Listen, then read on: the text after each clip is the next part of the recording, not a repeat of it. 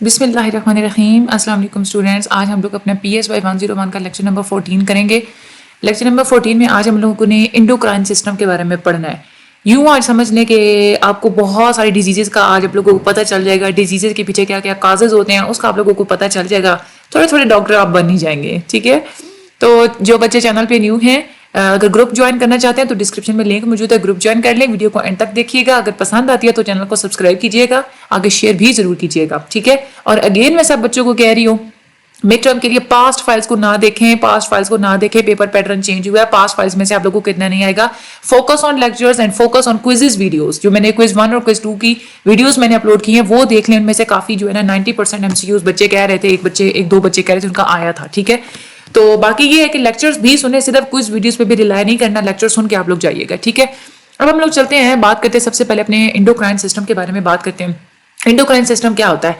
ये पूरी एक ग्लैंड्स की कलेक्शन होती है जो कि हार्मोन्स प्रोड्यूस करते हैं और बॉडी की ग्रोथ को, मेटाबॉलिज्म को और सेक्सुअल डेवलपमेंट को और बॉडी के अंदर जितने भी फंक्शंस हो रहे होते हैं उनको रेगुलेट करते हैं, उनको ठीक रखते हैं। हार्मोन्स जो रिलीज होते हैं ना वो ब्लड स्ट्रीम में रिलीज होते हैं। तो एक तो ये आप लोगों का आता है MCQs के हार्मोन्स रिलीज होकर कहाँ जाते हैं, तो ब्लड स्ट्रीम में रिलीज होते हैं और वहां से वो सारे ऑर्गन्स और टिश्यूज तक पहुंचते हैं, पूरी बॉडी में फैल जाते हैं। अच्छा, इंडोक्राइन ग्लैंड्स होते कितने हैं? हमारी जो बॉडी है इसमें 8 किस्म के मेजर इंडोक्राइन ग्लैंड्स होते हैं। तो ये भी आप लोगों का MCQs हो गया। आपने याद रखना है कि 8 जो है ना वो मेजर इंडोक्राइन ग्लैंड्स होते हैं। लेकिन पूरे जितने भी ग्लैंड्स होते हैं उन सबको मिला के सिर्फ एक ही जो है ना सिस्टम समझा जाता है, एक ही इंडोक्राइन सिस्टम की कैटेगरी में उनको डाला जाता है, क्योंकि उन सब के फंक्शन एक जैसे होते हैं। चीज को इन्फ्लुएंस करने का जो मैकेनिज्म है, जो उनका तरीका होता है ना वो भी सेम होता है और उनका आपस में कुछ इंटर रिलेशनशिप ही होता है। इंडोक्राइन ग्लैंड्स जो होते हैं इनको ह्यूमन बॉडी का मैनेजर्स भी कहा जाता है। तो ये आप लोगों का MCQs आता है कि ह्यूमन बॉडी का मैनेजर्स किसको कहा जाता है? इंडोक्राइन ग्लैंड्स को। और MCQs उल्टा भी कर देते हैं कि endocrine glands are known as managers of the human body. अच्छा, इनका मेन जो काम होता है ना वो यही होता है कि बॉडी की ग्रोथ कराना, मेटाबॉलिज्म करवाना, यानी कि बॉडी के अंदर जितने भी रिएक्शंस हो रहे होते हैं वो करवाना, बॉडी के अंदर जो सेक्सुअल डेवलपमेंट होती है उसको कराना, बॉडी के फंक्शंस करवाना, बॉडी के अंदर जितने भी जरूरी काम होते हैं वो सारे के सारे यही इंडोक्राइन ग्लैंड्स ही करवाते हैं। अच्छा, एक और आप लोगों को जो MCQs इंपॉर्टेंट है कि इंडोक्राइन ग्लैंड्स होते हैं ये डक्ट लेस ग्लैंड्स होते हैं। डक्ट लेस ग्लैंड्स का मतलब ये होता है कि इनकी कोई नालियां नहीं होती, ये अपनी सिक्रीशन को नालियों के थ्रू नहीं करते, बल्कि ये डायरेक्टली ब्लड स्ट्रीम के अंदर ही अपने जो हार्मोन्स है वो स्क्रीट कर देते हैं। ये जो हार्मोन्स होते हैं इनको केमिकल मैसेंजर कहा जाता है। तो ये एक तो बहुत ज्यादा इंपॉर्टेंट है आप लोगों का क्विज, आप लोगों का MCQs कि हार्मोन्स को केमिकल मैसेंजर कहा जाता है, जो कि मुख्तलिफ किस्म की फंक्शंस को कंट्रोल करते हैं, टिश्यूज तक पहुंचते हैं, बॉडी के ऑर्गन्स तक पहुंचते हैं, ये हार्मोन्स ही पहुंचते हैं। अच्छा, अब हम लोग ये हमारे जो बॉडी के अंदर जो 8 ग्लैंड्स पाए जाते हैं ना इसको अब हम लोग बारी बारी पढ़ेंगे, ठीक है। तो सबसे पहला जो ग्लैंड है वो है पाइनियल ग्लैंड। पाइनियल ग्लैंड कहाँ मौजूद होता है? पाइनियल ग्लैंड को पाइनियल बॉडी भी कहा जाता है, ठीक है। तो ये MCQs हो गया, पाइनियल बॉडी कहा जाता है। दूसरा ये मौजूद कहाँ होता है? ब्रेन की जो स्टेम होती है ना, आपके पीछे जो ब्रेन वाला ये हिस्सा होता है, ये जो लंबा सा, इस स्टेम के अंदर जो है ना के साथ जो है ना ये पाया जाता है, ठीक है। छोटा सा होता है, कोन की तरह का एक स्ट्रक्चर होता है, ठीक है। ये अगर देखें ना, ये पूरी एक स्टेम, इस पूरे हिस्से को जो है ना वो स्टेम माना जाता है, ठीक है। तो इसमें अगर देखा जाए तो पाइनियल जो ग्लैंड होता है ना ये इस स्टेम के अंदर ये पाया जाता है, ठीक है। छोटा सा होता है, कोन की तरह का ये स्ट्रक्चर होता है। इसका मेन फंक्शन क्या होता है? एक तो ये क्या करता है कि रिप्रोडक्टिव डेवलपमेंट करता है, रिप्रोडक्शन जो होती है उसको डेवलप करेगा। दूसरा, इंसान के अंदर जितनी भी फिजियोलॉजिकल और बायोलॉजिकल साइकिल्स चल रही होती हैं डेली, उनको भी ये रेगुलेट करता है, ठीक है। तो ये पाइनियल ग्लैंड वाला टॉपिक इतना सा था। एक ग्लैंड हो गया हमारा। दूसरा जो एक और ग्लैंड हमारी बॉडी में पाया जाता है that is a pituitary gland. Pituitary gland ये होता है, ठीक है। ये आपको नजर आ रहा है ना, ये वाला होता है, ठीक है। इसकी ये छोटा सा होता है, ठीक है।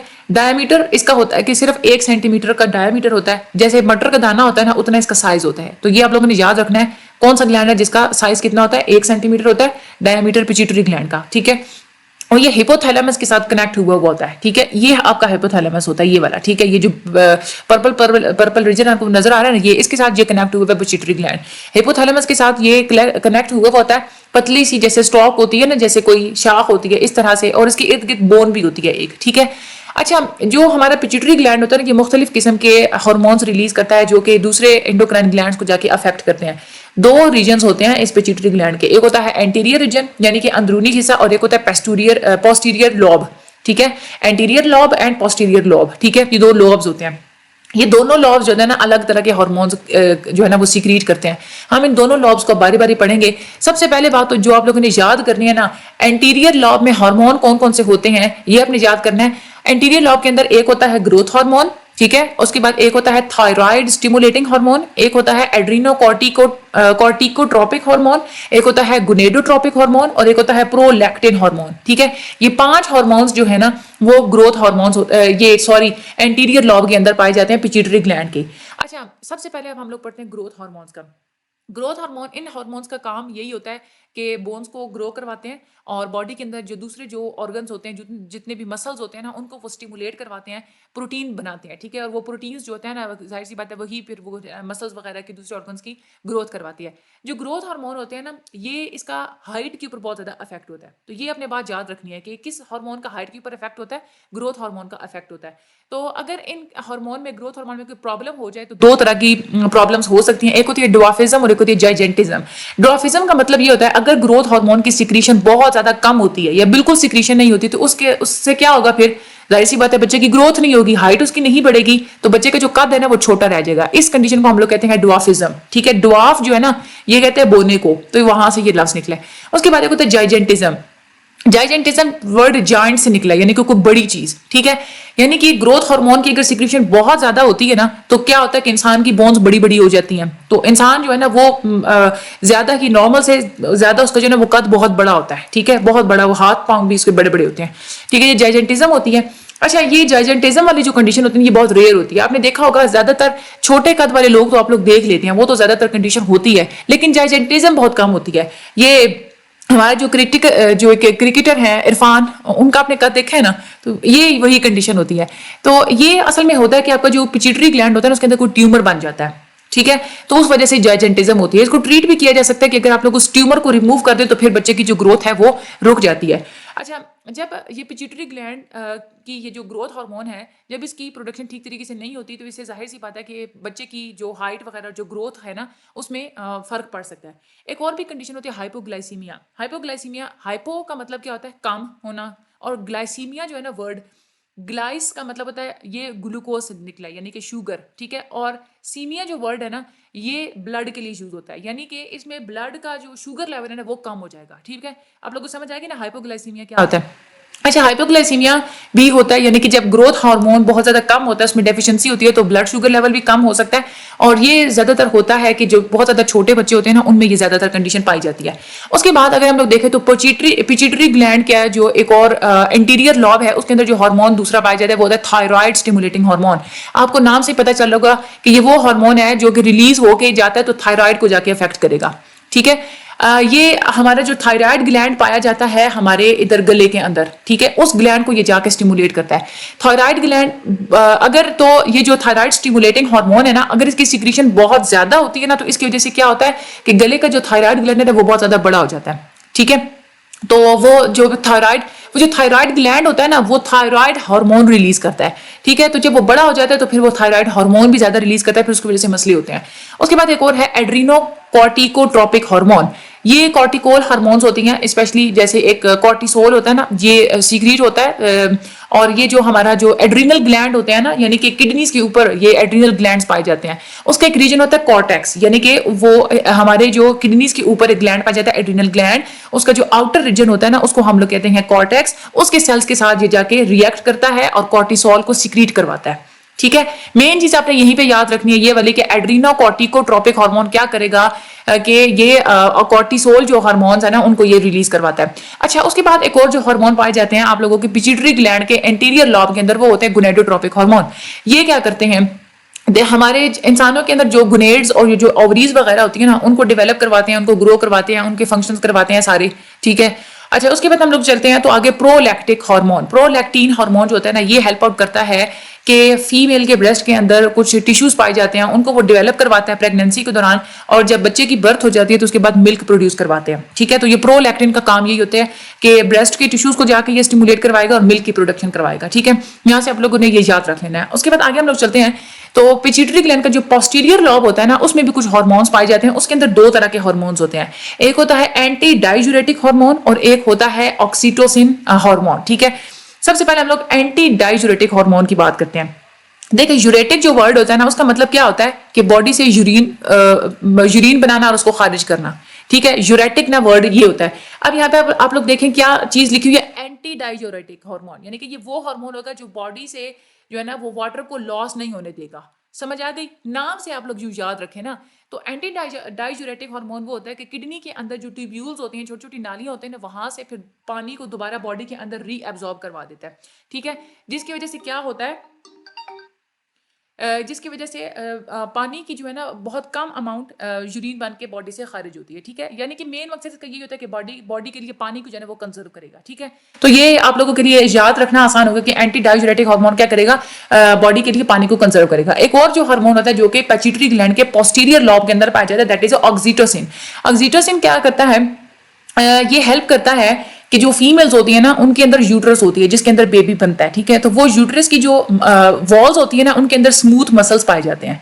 ठीक है, तो ऑक्सीटोसिन क्या करता है कि उन स्मूथ मसल्स को कॉन्ट्रैक्ट करता है। ठीक है, और उसके अलावा जब बेबी के बाद जो ब्रेस्ट में से जो मिल्क की इजेक्शन होती है ना उसको भी ये स्टिमुलेट करवाता है। ठीक है, उसके बाद आगे हम लोग बात करें हिपोथैलेमस। यहाँ पे लिखा हुआ है ये सेंट्रल नर्वस सिस्टम का वो पार्ट होता है जो इनवॉलेंटरी फंक्शंस को कंट्रोल करता है और एक्टिवेट करता है।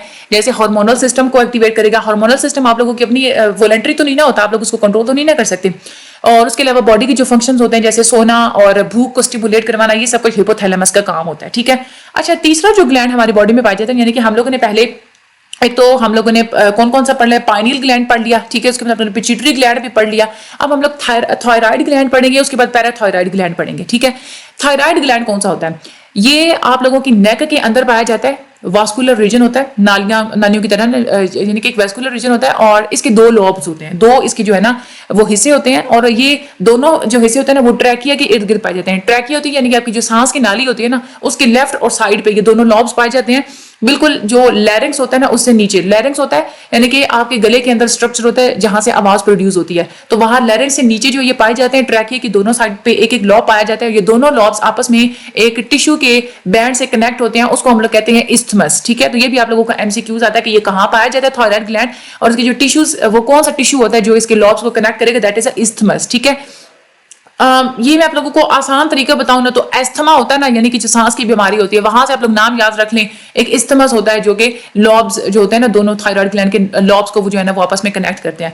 अच्छा, ये जो ग्लैंड होता है ना इसके अंदर फॉलिकल्स पाए जाते हैं। फॉलिकल्स का मतलब होता है छोटी छोटी सी थैलियां, यूं समझ लें। ठीक है, अच्छा वो जो फॉलिकल्स होती है ना वो थायरोक्सिन प्रोड्यूस करती हैं और ट्राई आयोडोथायरोनिन हार्मोन्स, ये दो हार्मोन्स प्रोड्यूस करती हैं। ठीक है, अब ये जो हार्मोन्स होते हैं ना इनके अंदर आयोडीन मौजूद होता है।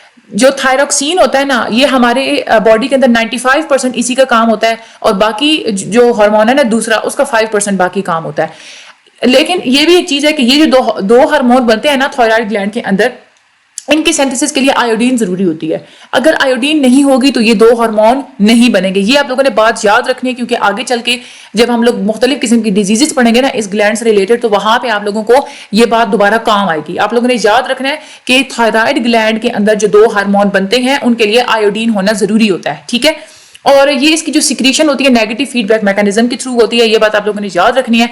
आगे हम लोग बात करते हैं कि इसमें कौन कौन से, एक कैल्सिटोनिन भी एक होता है। ये थायराइड ग्लैंड का जो पैराफोलिकुलर सेल्स होते हैं वो सीक्रेट करते हैं। ठीक है, इसको कैल्सिटोनिन का मेन फंक्शन ये होता है कि जो पैराथायराइड ग्लैंड होता है ना उसके एक्शंस के खिलाफ काम करता है। मतलब क्या है, आपकी ये पैराथायराइड ग्लैंड अभी हम लोग जो है वो आगे चल के पढ़ेंगे। पैराथायराइड ग्लैंड का काम होता है आपके ब्लड के अंदर कैल्शियम लेवल को इंक्रीज करना, यानी कि अगर इंसान के अंदर कैल्शियम कम है ना तो पैराथायराइड ग्लैंड हार्मोन्स रिलीज करेगा और ब्लड के अंदर कैल्शियम का लेवल बढ़ाएगा। इस तरह से आप लोगों की बॉडी रेगुलेट होती है। ठीक है, तो लेकिन जो कैल्सिटोनिन है ना ये क्या करती है, कैल्सिटोनिन पैराथायराइड के उलट काम करती है। यानी कि अगर बॉडी में आपके ब्लड में कैल्शियम का लेवल बहुत ज्यादा हो गया ना तो कैल्सिटोनिन क्या करेगी कि कैल्शियम लेवल को कम कर देगी। इसलिए हम लोग कहते हैं कि ये पैराथायराइड ग्लैंड के उलट जो है ना वो काम करती है। ठीक है, इससे ब्लड के अंदर जो कैल्शियम आयन का लेवल है ना वो डिक्रीज कर देती है, नॉर्मल लेवल तक लेके आती है। आगे हम लोग चलते हैं तो आयोडीन डेफिशिएंसी हो जाती है। आयोडीन डेफिशिएंसी जब होती है तो उससे क्या होता है कि जो थायराइड होता है ना हमारा, जो गलड़ जिसको कहते हैं ना, ये गले के अंदर जो हड्डी होती है ये बड़ा हो जाता है, जिसको ग्वाइटर कहते हैं, या आयोडीन डेफिशिएंसी ग्वाइटर भी कहा जाता है। ठीक है, अच्छा डेफिशिएंसी, अच्छा ये होती क्यों है, आयोडीन डेफिशिएंसी की वजह से ग्वाइटर क्यों बनता है, यानी कि ये बड़ा क्यों हो जाता है हमारा थायराइड ग्लैंड। इससे ये होता है कि जब हमें हमारी बॉडी के अंदर आयोडीन की डेफिशिएंसी होती है ना, तो मैंने आप लोगों को पहले ऊपर बताया है कि आयोडीन होगा तभी जो थायराइड के अंदर जो थायराइड ग्लैंड जो हार्मोन बनाता है ना दो, वो हार्मोन तभी बनाएगा जब आयोडीन होगा। जब आयोडीन की कमी होती है ना तो थायराइड ग्लैंड वो हार्मोन नहीं बना सकता। ठीक है, अब वो हार्मोन नहीं बना सकता तो हमारी बॉडी क्या करती है, थायराइड स्टिमुलेटिंग हार्मोन जो होता है ना, जो कि आपके एंटीरियर लॉब में पाया जाता है पिट्यूटरी ग्लैंड के, जो हम लोग ऊपर पढ़ चुके हैं, वहां से थायराइड स्टिमुलेटिंग हार्मोन बार बार हार्मोन भेजता रहता है हमारे ग्वाइटर इधर थायराइड ग्लैंड को कि जो थायरोक्सिन और जो हार्मोन्स है ना दो उसको प्रोड्यूस करो। यानी कि थायराइड स्टिमुलेटिंग हार्मोन क्या करेगा, हमारे थायराइड ग्लैंड को बार बार मैसेजेस भेजेगा कि हार्मोन्स बनाओ, लेकिन हमारा थायराइड ग्लैंड हार्मोन्स नहीं बना सकता क्योंकि उसके पास आयोडीन नहीं है कि वो हार्मोन्स बनाए। तो वो जो बार बार थायराइड स्टिमुलेटिंग हार्मोन्स जो आते हैं ना वो थायराइड ग्लैंड के अंदर जमा होना शुरू हो जाते हैं, तो वो जमा होते रहते हैं, तो जिसकी वजह से क्या होता है, थायराइड ग्लैंड बड़ा हो जाता है। ठीक है, आप लोगों को बात समझ में आ गई। अगला जो ग्लैंड है हम लोग पढ़ते हैं हमारी बॉडी के अंदर पाया जाता है, that is a parathyroid gland. Parathyroid gland होता है कि हमारा जो थायराइड ग्लैंड होता है ना इसकी पोस्टीरियर साइड पे यानी कि बाहर वाली साइड पे इसके साथ ही करके ये पैराथायराइड ग्लैंड पाया जाता है। और ये होता है कि 4 छोटे छोटे से मैसेज होते हैं, एपिथेलियल टिश्यूज होते हैं, तो वो एक कैप्सूल के अंदर बंद होते हैं। ठीक है, उसको हम लोग पैराथायराइड ग्लैंड कहते हैं। अच्छा, पैराथायराइड ग्लैंड एक हार्मोन रिलीज करता है जिसको कहते हैं पैराथायराइड हार्मोन या सिंपली पैराथॉर्मोन भी कहते हैं। इसका मेन काम यही होता है कि ब्लड के अंदर कैल्शियम लेवल को ये रेगुलेट करता है। ठीक है, जब भी बॉडी के अंदर आपके ब्लड के अंदर कैल्शियम लेवल अगर कम होगा तो फिर हमारा जो पैराथायराइड ग्लैंड है ना वो क्या करेगा, कैल्शियम रिलीज करेगा। ठीक है, इसका मेन फंक्शन जो होता है कि बॉडी के अंदर कैल्शियम लेवल जो है ना वो इंक्रीज करना। ठीक है, अच्छा, अगर इसकी डेफिशिएंसी हो जाती है तो क्या हो जाएगा, हाइपोपैराथायरॉयडिज्म का मतलब क्या होता है, यानी कि पैराथायराइड ग्लैंड अगर जाहिर सी बात है पैराथायराइड हार्मोन जो है वो कम है ना, तो हाइपो का मतलब होता है कम होना, तो हाइपोपैराथायरॉयडिज्म होती है। इसका मतलब क्या होता है कि आपकी नर्व्स जो है ना वो ज्यादा एक्साइट हो जाती हैं, यानी कि झटके भी लगते हैं इंसान की बॉडी को। जब कैल्शियम लेवल, जाहिर सी बात है जब इसकी डेफिशिएंसी होगी, कम होगा, तो जाहिर सी बात है कैल्शियम लेवल कम हो जाएगा ना। कैल्शियम लेवल जब कम होता है तो हमारी जो नर्व इंपल्सेस होती है ना उनको बार बार कॉन्टिन्यूसली कोई ना कोई मैसेजेस मिलते रहते हैं, वो ट्रिग होती रहती है, जिसकी वजह से मसल कॉन्ट्रैक्शन होती है, मसल सिकुड़ना स्टार्ट हो जाते हैं हमारे। ठीक है, उसके बाद आगे हम लोग पढ़ते हैं एक और ग्लैंड बॉडी के अंदर पाया जाता है, दैट इज अ पैनक्रियास। इसको आइलेट्स ऑफ लैंगर हैंड्स भी कहा जाता है, तो ये आप लोगों के एमसीक्यूज में आता है। पैनक्रियाज जो होता है ना ये एक लॉन्ग सा लंबा सा सॉफ्ट सा ऑर्गन होता है जो कि आप लोगों की जो पेट के अंदर एब्डोमिनल वॉल के साथ पाया जाता है, स्टमक के साथ भी पाया जाता है। और जो आपकी तिल्ली होती है ना, यानी कि जो ड्यूडेनम होता है यानी कि आप लोगों की स्मॉल इंटेस्टाइन लार्ज इंटेस्टाइन में जो लार्ज इंटेस्टाइन होती है ना उसमें जो एक नाली होती है ना, यानी कि जो एक स्टमक से जो नाली आगे जा रही होती है स्मॉल इंटेस्टाइन तक, ये बनी हुई भी है यहाँ पे, ये ड्यूडेनम से एक्सटेंड होता है और तिल्ली तक ये जो है ना फैला हुआ होता है। ये इसके 2 तरह के पोर्शंस होते हैं, एक होता है एक्सोक्राइन पोर्शन और एक होता है एंडोक्राइन पोर्शन। एक्सोक्राइन पोर्शन जो होता है ना ये अपना हार्मोन रिलीज करता है, डाइजेस्टिव एंजाइम्स रिलीज करता है जो कि ड्यूडेनम तक आते हैं। इनका मेन यही मकसद होता है कि जो भी खुराक ड्यूडेनम तक पहुंची हुई होती है ना उसको वहां पे जाके डाइजेस्ट करवाने में जो है ना ये हेल्प आउट करता है एक्सोक्राइन पोर्शन। जो एंडोक्राइन पोर्शन होता है ना उसमें पैनक्रियाटिक आइलेट्स होती हैं और ये ग्लूकोजोन्स और इंसुलिन ये 2 सिक्रीट कराता है। यानी कि आप लोगों की बॉडी के अंदर होता है ना कि ब्लड के अंदर ग्लूकोज का लेवल, शुगर का लेवल जो कम ज्यादा होता है वो इसी वजह से होता है। ग्लूकोजोन्स और उसके बाद ये जो इंसुलिन होती है ना ये वही बनाते हैं, पैनक्रियाज बनाता है। अच्छा, ये जो पैनक्रियाटिक सेल्स जो होते हैं ये 2 तरह के होते हैं, एक होते हैं अल्फा सेल्स और एक होते हैं बीटा सेल्स। जो अल्फा सेल्स होते हैं ये ग्लूकागॉन्स को रिलीज करवाएगा, यानी कि ब्लड के अंदर जब ग्लूकोज का लेवल कम होगा, ग्लूकोज अगर कम होगा तो हमारा जो पैनक्रिया का जो अल्फा सेल्स है ना वो ग्लूकागॉन रिलीज करवाएंगे और ग्लूकागॉन जाके क्या करेगा, ब्लड में ग्लूकोज का लेवल बढ़ा देगा, ठीक कर देगा। दूसरे होते हैं बीटा सेल्स। बीटा सेल्स क्या करते हैं, ये एक हार्मोन रिलीज करते हैं जिसको कहते हैं इंसुलिन। जब भी आप लोगों के ब्लड के अंदर ग्लूकोज का लेवल ज्यादा होता है, ब्लड के अंदर शुगर ज्यादा हो जाती है, तो फिर हमारा जो पैनक्रियाज होता है यानी कि जो लबलबा होता है वो बीटा सेल, उसमें जो बीटा सेल्स होते हैं वो इंसुलिन रिलीज करवाएंगे। इंसुलिन जाके क्या करेंगे, ब्लड के अंदर जो ग्लूकोज लेवल बढ़ा हुआ होगा उसको जाके ठीक कर देगा। ठीक है, यही वजह होती है कि जिन लोगों को शुगर हाई होती है ना, वो क्यों हाई होती है, क्योंकि उनके अंदर जो है ना वो इंसुलिन नहीं बन रही होती, तो उनको इंसुलिन के इंजेक्शन लगाए जाते हैं। ठीक है, अच्छा आगे हम लोग बात करते हैं एक और जो ग्लैंड बॉडी के अंदर पाया जाता है, दैट इज एड्रीनल ग्लैंड।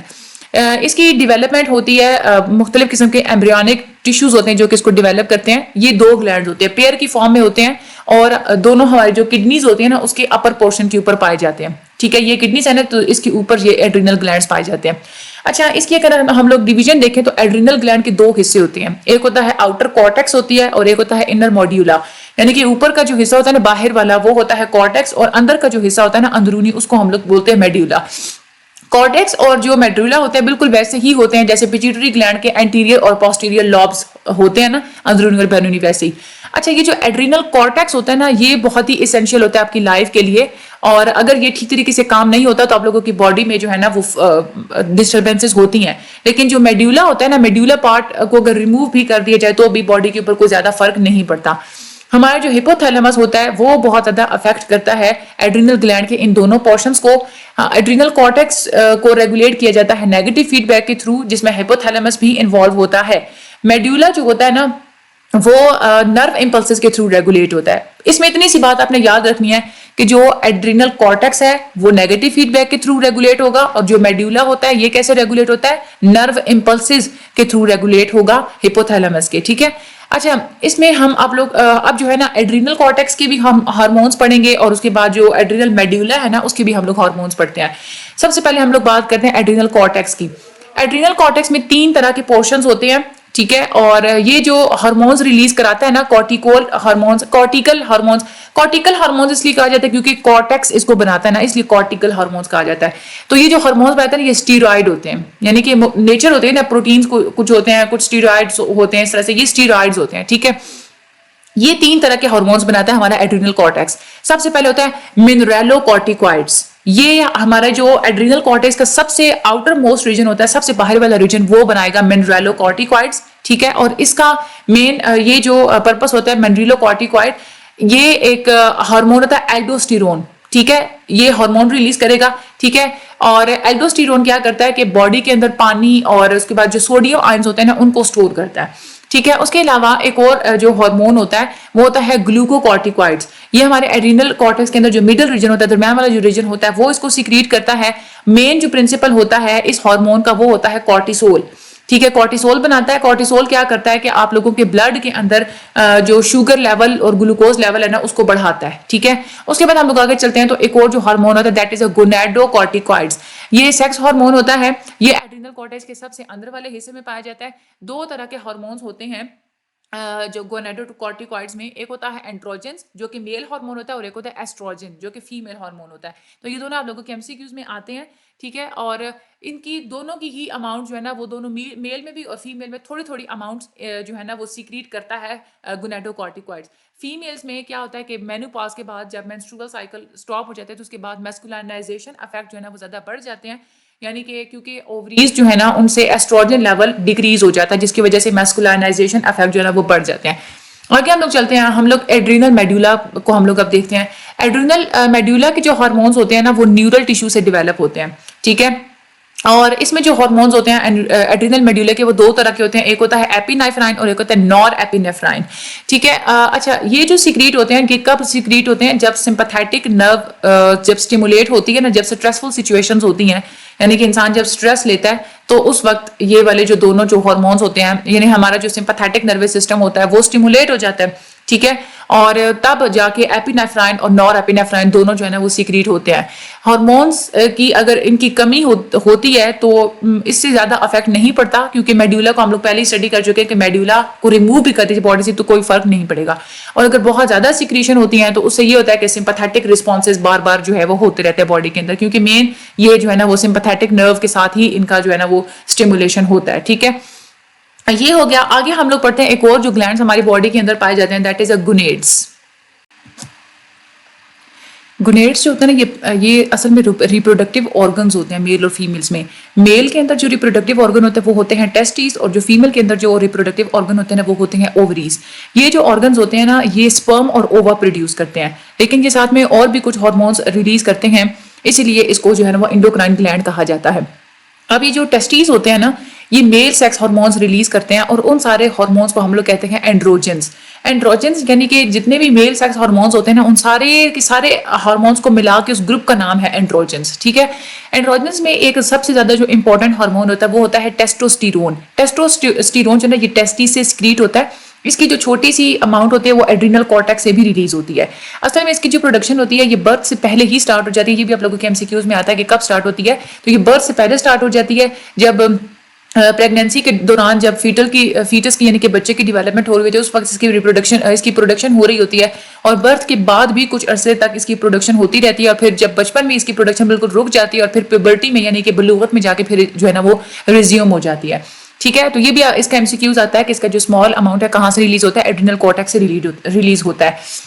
अच्छा, ये जो हार्मोन है ना, ये भी स्टीरॉयड हार्मोन होता है। ये इसका फंक्शन क्या होता है कि असल में जो जितने भी मेल रिप्रोडक्टिव ऑर्गन्स होते हैं उनको ग्रोथ करवाता है, उनकी डेवलपमेंट कराता है, और स्केलेटन का यानी कि ढांचे का जो साइज होता है उसको इंक्रीज कराता है। वॉइस के अंदर जो मस्कुलर ग्रोथ होती है उसको इंक्रीज करवाता है।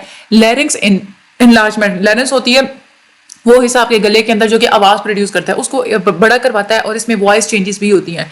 और इंसान के बॉडी के ऊपर जो हेयर होते हैं उसको ग्रोथ करवाना, उसको डिस्ट्रीब्यूट कराना, और मेल के अंदर जितनी भी सेक्सुअल जितनी भी ख्वाहिशात होती हैं उनको भी ये इंक्रीज कराता है। ये भी नेगेटिव फीडबैक सिस्टम के थ्रू रेगुलेट होता है, और इसमें भी यही है कि हिपोथैलेमस से हार्मोन्स रिलीज होकर इस तक आते हैं, और कुछ एंटीरियर पिट्यूटरी से गोनाडोट्रोपिन्स हार्मोन्स भी रिलीज होते हैं जो कि इसको रेगुलेट करते हैं। आगे हम लोग बात करते हैं ओवरीज की।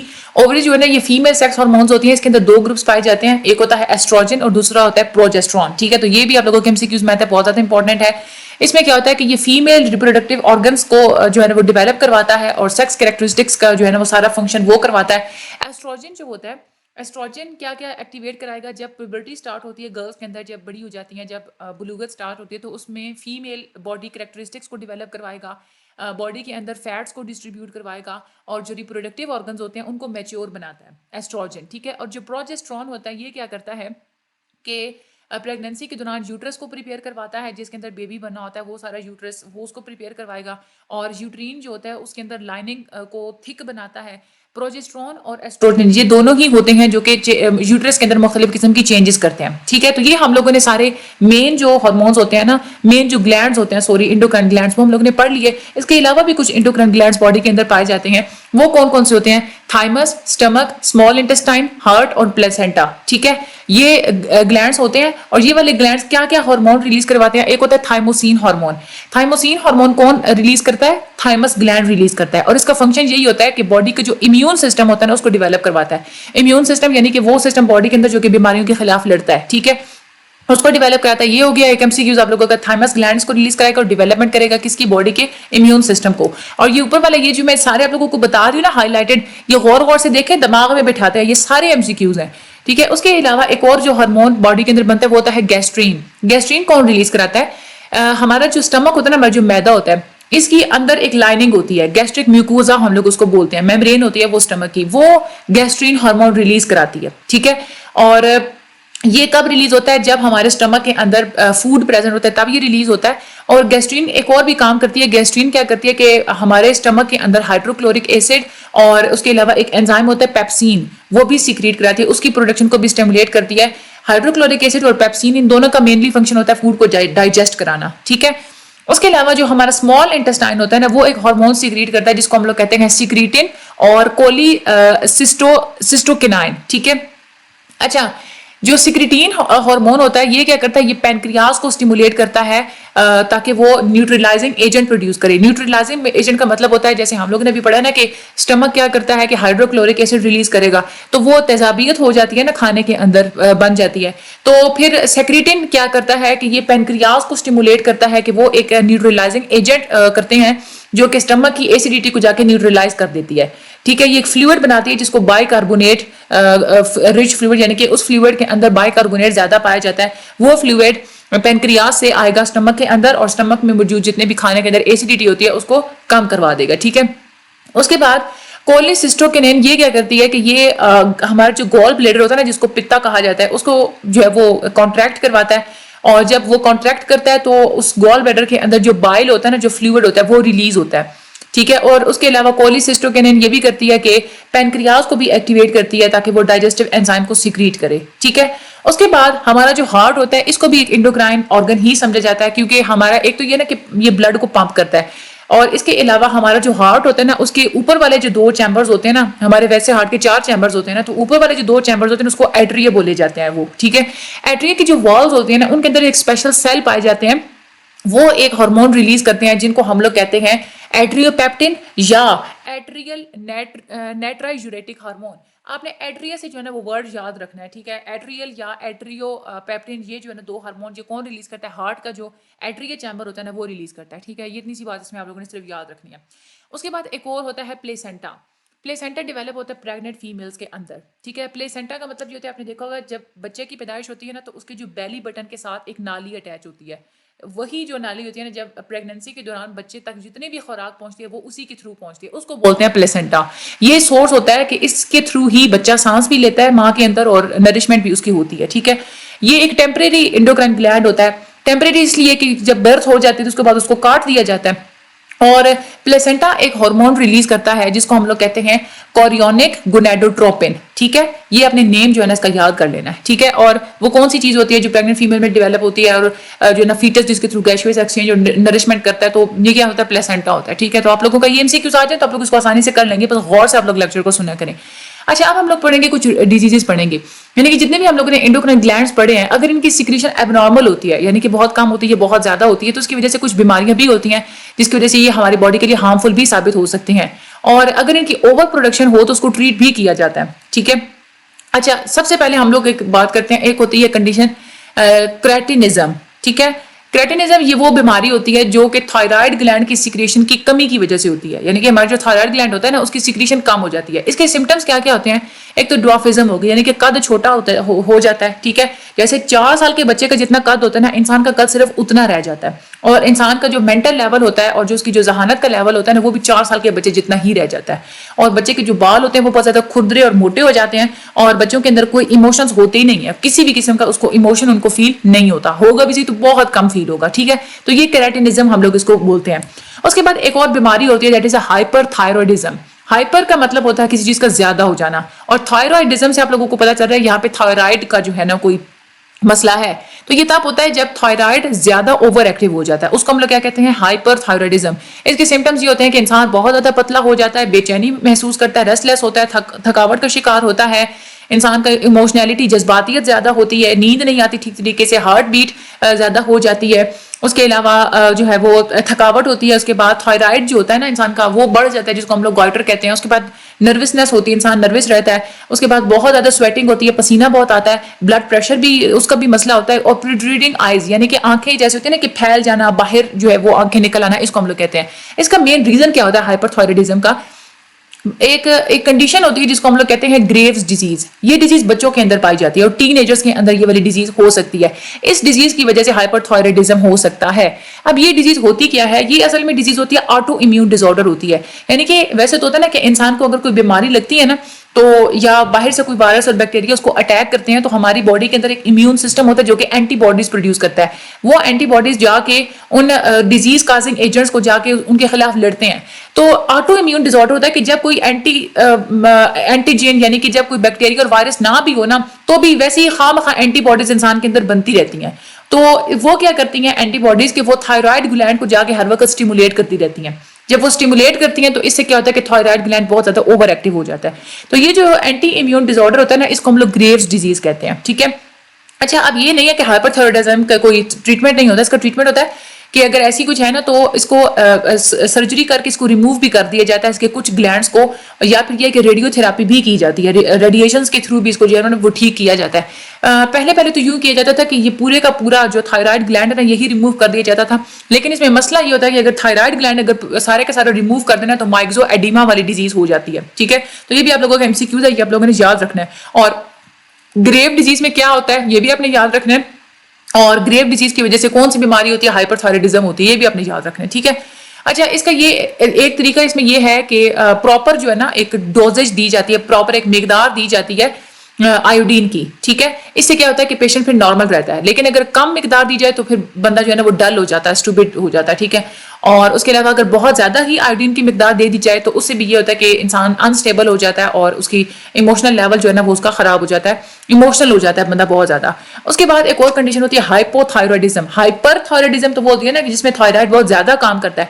हाइपोथायरॉयडिज्म होती है कि जिसमें थायराइड हार्मोन्स का लेवल कम होता है ब्लड के अंदर, ठीक है।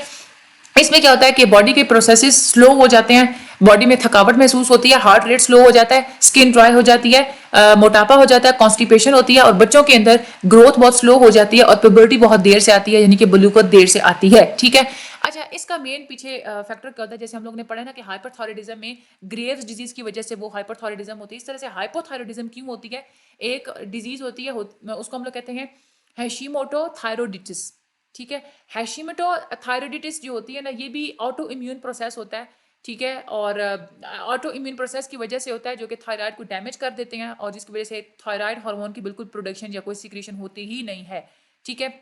और इसमें क्या होता है कि बच्चे कभी कभार ऐसे होते हैं कि वो जब पैदा होते हैं तो उनका थायराइड ग्लैंड ठीक तरीके से डेवलप नहीं हुआ होता या बिल्कुल ही एब्सेंट होता है, तो उसकी वजह से भी बच्चों में हाइपोथायरॉयडिज्म होता है। और इस कंडीशन को ट्रीट किया जाता है कि हमारा जो गला होता है ना उसके अंदर जो थायराइड हार्मोन होता है उसको रिप्लेस कर दिया जाता है, ठीक है। उसके बाद एक बीमारी होती है, दैट इज अ माइक्सोएडिमा। ये औरतों के अंदर होती है। ये आपका एमसीक्यू आता है कि कौन सी बीमारी जो कि पर्टिकुलरली वुमेन के अंदर होती है, तो दैट इज अ माइक्सोएडिमा। माइक्सोएडिमा इस वजह से होती है कि जो थायराइड ग्लैंड की सेक्रेशन है ना वो बहुत कम होती है, ठीक है। और ये जब होती है, कोई बंदा बहुत ज्यादा शुरू में बहुत ब्राइट है, कैपेबल है, एनर्जेटिक बंदा है, वो फुल ऑफ ईगल पर्पसेस, यानी कि इंसान एक पर्पसफुल लाइफ गुजार रहा है, एक जिंदगी में इमोशन वाली लाइफ गुजार है, तो वो जब उसको माइक्सोएडिमा होता है ना तो वो बिल्कुल डल हो जाएगा, स्टूपिड हो जाएगा, थकावट का शिकार होगा और उसको कोई डर खौफ महसूस नहीं होता, प्यार मोहब्बत गम गुस्सा कुछ भी, कोई भी उसको फीलिंग्स जो है वो महसूस नहीं होती। उसको यूं लगता है कि जिंदगी बिल्कुल बेमकसद है, ठीक है। और उसके जो हेयर जो बाल होते हैं वो बहुत ज्यादा खुरदरे मोटे हो जाते हैं, स्किन बहुत ज्यादा थिक हो जाती है, स्किन सूजी हुई लगती है और भी बहुत सारी चेंजेस होती हैं स्वीट की सेक्रेशन में, हार्ट एक्शन में, हार्ट बीट कम ज्यादा होगी और पसीना जो है या तो बहुत कम आ जाएगा, बिल्कुल खत्म हो जाएगा, आएगा ही नहीं, या फिर बहुत ज्यादा आएगा। तो ये जो है ना वो सब कुछ माइक्रोएडिमा में होता है, ठीक है। उसके बाद एक और कंडीशन होती है, दैट इज एक्रोमेगली। एक्रोमेगली तब होती है जब आपका जो पिट्यूटरी ग्लैंड होता है ना उसमें अगर कोई एब्नॉर्मेलिटी होती है तो एक्रोमेगली होता है। इसके जो सिम्टम्स है यही होती है कि मेलनकॉलिक टेंडेंसीज, इंसान उदासी का शिकार हो जाता है, इंसान की मेमोरी उसका लॉस हो जाता है, ठीक है, याददाश्त खो जाती है और मेंटली और फिजिकल तौर पे जो है ना वो इंसान बिल्कुल एक यूं समझे कि नागारा हो जाता है, ठीक तरीके से काम नहीं कर पाता। इंसान के कैरेक्टर पे, इंसान की पर्सनैलिटी पे भी अफेक्ट होता है, उसकी जहानत के लेवल पे, उसके सेक्स ग्लैंड्स पे भी बहुत ज्यादा अफेक्ट होता है, ठीक है। तो मेन इसमें आप लोगों ने बात यही याद रखनी है कि एक्रोमेगली क्यों होती है, पिट्यूटरी ग्लैंड की एब्नॉर्मेलिटी की वजह से होती है और थोड़े इसके सिम्टम्स आप लोगों ने एक नजर देख लेने हैं। उसके बाद हम लोग एक बीमारी होती है, दैट इज एड्रीनल इनसफिशिएंसी। ये क्या होती है कि एड्रीनल कॉर्टेक्स जो होता है ना उसका फंक्शन कम हो जाता है, वो ठीक तरीके से फंक्शन नहीं करता, एड्रीनल कॉर्टेक्स, ठीक है। और या फिर हम लोग ये कह सकते हैं कि उस जब वो फंक्शन ठीक नहीं करता तो जो एड्रीनल कॉर्टिकोस्टेरॉइड हार्मोन है ना उसकी अंडर प्रोडक्शन होती है, यानी कि कम प्रोड्यूस होता है कॉर्टिकोस्टेरॉइड हार्मोन, जिसकी वजह से वीकनेस होती है, कमजोरी होती है, थकावट होती है, ठीक है, एब्डोमिनल पेन, पेट में दर्द होता है, नौजिया, दिल खराब होता है, डिहाइड्रेशन, बॉडी में पानी की कमी हो जाती है और स्किन चेंजेस, स्किन में जो है ना वो चेंजेस हो जाती हैं। इसका भी ट्रीटमेंट यही होता है कि जो कॉर्टिकोस्टेरॉइड हार्मोन होता है ना उसको रिप्लेस कर दिया जाता है। उसके बाद एक और बीमारी होती है, that is a Cushing syndrome. इसमें क्या होता है, जो ग्लूकोकॉर्टिकॉइड हार्मोन होता है ना उसकी अमाउंट ज्यादा हो जाती है बॉडी के अंदर, जिसकी वजह से ये वाला सिंड्रोम होता है। ये असल में इस वजह से होता है कि जो हमारा जो पिट्यूटरी ग्लैंड होता है ना उसके अंदर एक ट्यूमर बन जाता है, जिसकी वजह से हमारे एड्रीनल ग्लैंड होते हैं, एड्रीनल कॉर्टेक्स और एड्रीनल मेडुला, वो कॉर्टिकोस्टेरॉइड्स बहुत ज्यादा प्रोड्यूस करते हैं, जिसकी वजह से इसको कुशिंग डिजीज कहा जाता है। जो बच्चे जो होते हैं ना जिनको ऐसी डोजेस दी जाती हैं जिसके अंदर कॉर्टिकोस्टेरॉइड पाया जाता है, ठीक है, वो उनको जो है ना ज्यादातर ये वाली बीमारी हो जाती है, इसकी कुशिंग सिंड्रोम हो जाती है, क्योंकि ये मेनली होती है इसी वजह से कि कॉर्टिकोस्टेरॉइड जो है ना, कॉर्टिकोस्टेरॉइड जो है ना वो बॉडी में ज्यादा हो जाता है। तो कुछ बच्चे होते हैं जो एक ऑटो इम्यून डिजीज होती है जिसको ल्यूपस कहा जाता है, उसकी ट्रीटमेंट के लिए एक दवाइयां दी जाती हैं। तो उन दवाइयों के अंदर कॉर्टिकोस्टेरॉइड ज्यादा पाया जाता है, तो उसकी वजह से क्या होता है कि इंसान का कॉर्टिकोस्टेरॉइड बढ़ जाता है, जिसको हम लोग कहते हैं कि उसका कुशिंग डिजीज हो जाता है। इसके सिम्टम्स क्या होते हैं? ओबेसिटी यानी कि मोटापा हो जाता है, ग्रोथ फेलियर, बच्चे की ग्रोथ रुक जाती है, मसल्स में वीकनेस फील होती है, इजी ब्रूजिंग ऑफ स्किन यानी कि स्किन के ऊपर जख्म बहुत ज्यादा बनते हैं, एक्नी भी होती है, हाई ब्लड प्रेशर होता है, और भी मुख्तलिफ जो साइकोलॉजिकल चेंजेस होते हैं। इसका जो ट्रीटमेंट होता है ना, सर्जरी के थ्रू भी ट्रीटमेंट किया जाता है, रेडिएशन थेरेपी भी की जाती है, कीमोथेरेपी भी की जाती है, यानी कि इंजेक्शंस वगैरह लगा के, ये ड्रग्स वगैरह दे के, और कुछ ड्रग्स हैं वो भी यूज की जाती हैं ताकि ये जो हार्मोन्स की प्रोडक्शन है ये बिल्कुल रोक दी जाए। ठीक है, एक और जो कंडीशन होती है जो कि ग्लैंड्स में प्रॉब्लम हो उसको जैसे होती है, that is a diabetes. Diabetes दो तरह की होती है, डायबिटीज 1 और टाइप 1 डायबिटीज, और एक होती है टाइप 2 डायबिटीज। टाइप 1 डायबिटीज कब होती है? जब आपका जो पैनक्रियाज है ना वो इंसुलिन नहीं बनाता।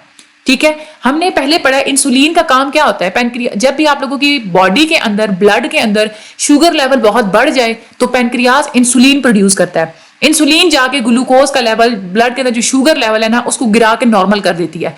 तो जब पैनक्रियाज इंसुलिन प्रोड्यूस नहीं करेगा तो क्या होगा? शुगर लेवल हाई हो जाएगा। इससे क्या होती है? शुगर हाई होती है, उसको कहा जाता है टाइप 1 डायबिटीज, जिसमें शुगर हाई होती है। ठीक है, इसके सिम्टम्स ये हैं, प्यास ज्यादा लगती है, भूख ज्यादा लगती है, यूरिनेशन भी ज्यादा होती है, और वेट जो है ना वो कम हो जाता है। जो बच्चे होते हैं, जो टीनेजर्स होते हैं, वो कंडीशन उनमें ऑटो इम्यून डिसऑर्डर की वजह से भी होती है, क्योंकि जो एंटीबॉडीज बार बार बनती रहती हैं बच्चे के इम्यून सिस्टम के अंदर, और वो क्या करती हैं कि पैनक्रियाज के उन सेल्स को जाके अटैक कर देती हैं, खत्म कर देती है, डिस्ट्रॉय कर देती हैं, जिन सेल्स ने इंसुलिन प्रोड्यूस करना होता है। ठीक है, और लॉन्ग टर्म भी कॉम्प्लिकेशंस होती हैं कि किडनी के प्रॉब्लम्स हो जाते हैं, नर्व डैमेज हो जाता है, उसके बाद ब्लाइंडनेस भी हो सकती है, और हार्ट की बीमारियां भी लग सकती हैं। ठीक है, उसके अलावा इसका ट्रीटमेंट यही होता है कि जाहिर सी बात है, अब इंसुलिन तो प्रोड्यूस हो नहीं रही कि ब्लड का जाके शुगर लेवल जो कंट्रोल करे, तो ब्लड के शुगर लेवल को कंट्रोल करने के लिए और डायबिटीज को जो है ना कि कॉम्प्लिकेशंस का जो एक रिस्क होता है उसको रिड्यूस करने के लिए फिर क्या होता है कि इंसुलिन के इंजेक्शंस लगाए जाते हैं। ठीक है, उसके बाद एक होती है टाइप 2 डिजीज। इसमें क्या होती है कि इंसुलिन होती तो है, लेकिन हमारी जो बॉडी होती है ना वो इंसुलिन को रिस्पॉन्ड नहीं करती नॉर्मल तरीके से। ठीक है, और इसमें क्या होता है कि वेट बढ़ जाता है, ओवर वेट हो जाता है। ये बात आप लोगों ने याद रखनी, टाइप 1 में वेट लॉस होता है और टाइप 2 में वेट बढ़ जाता है। इसमें बाज दफा ऐसा भी होता है कि किसी का मोटापे की वजह से भी ये वाली जो है ना वो डायबिटीज होती हैं। क्यों होती हैं? क्योंकि इंसान का जो बॉडी में फैट अगर ज्यादा हो ना तो वो बॉडी इंसुलिन रेसिस्टेंस हो जाती है। फैट की वजह से हमारी बॉडी इंसुलिन को काम ही नहीं करने देती ठीक तरीके से, जिसकी वजह से ये वाली डिसऑर्डर हो जाती है। ठीक है, और ये वाली जो टाइप होती है इसमें भी बच्चों के अंदर मोटापा बढ़ने का ज्यादा रिस्क होता है टीनेजर्स के अंदर, और इसके सिम्टम्स और कॉम्प्लिकेशंस बिल्कुल सेम वैसे ही होती हैं जैसे टाइप 1 की हमने पढ़ी हैं। कुछ बच्चे और कुछ टीनेजर्स ऐसे भी होते हैं जो कि अपने ब्लड शुगर लेवल खुद ही कंट्रोल कर लेते हैं। कैसे कंट्रोल करते हैं? डाइट को चेंज करने से कर सकते हैं, एक्सरसाइज के थ्रू कर सकते हैं, ओरल मेडिकेशंस यानी कि ओरली जो है ना वो मेडिसिन खाते हैं, और बहुत सारे ऐसे भी होते हैं जिनको इंसुलिन के इंजेक्शंस लगाए जाते हैं, जैसे टाइप 1 डायबिटीज में जो है ना वो इंजेक्शंस लगते हैं, इसी तरह से इसमें भी जो है ना वो इंजेक्शंस लगते हैं। ठीक है, तो ये हमारा आज का टोटल जो है वो लेक्चर था। अब आप लोग जो है ना आपने क्या करना है, हैंड आउट रीड करना है। जब आप लोग हैंड आउट रीड करेंगे ना तो आपको पता चलेगा लेक्चर सुनने के जैसे आधे एमसीक्यूज तो आप लोगों को याद हो चुके होंगे, बाकी के जो आधे हैं ना वो जब आप लोग एक दफा हैंड आउट रीड करेंगे तो आप लोगों को सारे के सारे याद हो चुके होंगे। ठीक है, चैनल को सब्सक्राइब करना मत भूलिएगा, मुझे अपनी दुआ में याद रखिएगा। ग्रुप ज्वाइन करना चाहते हैं तो डिस्क्रिप्शन में लिंक मौजूद है, आप लोग ग्रुप भी ज्वाइन कर सकते हैं। अल्लाह ताला सब लोगों की मदद फरमाए। Thank you so much and Allah Hafiz.